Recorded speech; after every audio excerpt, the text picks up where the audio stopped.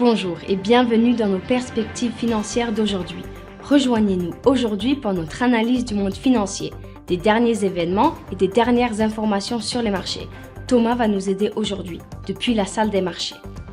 La bourse de crypto-monnaie OKX a lancé sa propre blockchain Layer 2 pour permettre aux développeurs de la tester, devenant ainsi la dernière bourse à rejoindre la tendance à construire des réseaux secondaires pour rendre les transactions d'actifs numériques moins chères et plus rapides. Les actions mondiales ont grimpé en flèche après que les données sur l'inflation aux États-Unis ont été moins élevées que prévu en octobre, alimentant les paris des investisseurs selon lesquels l'ère des hausses de taux d'intérêt est révolue et que les coûts d'emprunt pourraient même bientôt commencer à baisser. L'économiste en chef de la Banque d'Angleterre, UPIL, a déclaré que les données sur les salaires et l'inflation dans le secteur des services sont toujours obstinément élevées.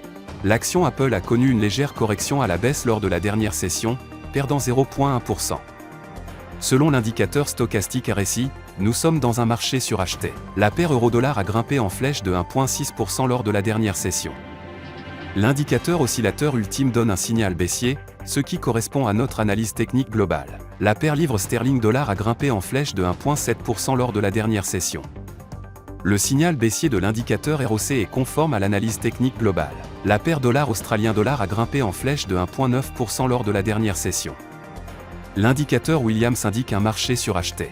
La production industrielle de l'eurozone sera publiée à 10h GMT, la balance commerciale de l'eurozone à 10h GMT, les ventes au détail des États-Unis à 13h30 GMT. L'indice de référence des prix à la consommation de la Grande-Bretagne sera publié à 7h GMT, l'indice des prix à la production des États-Unis à 13h30 GMT, les importations du Japon à 23h50 GMT.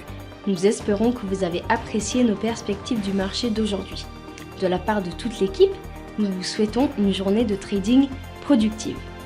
N'oubliez pas de nous rejoindre la prochaine fois pour toutes nos analyses des derniers événements et nouvelles sur les marchés financiers.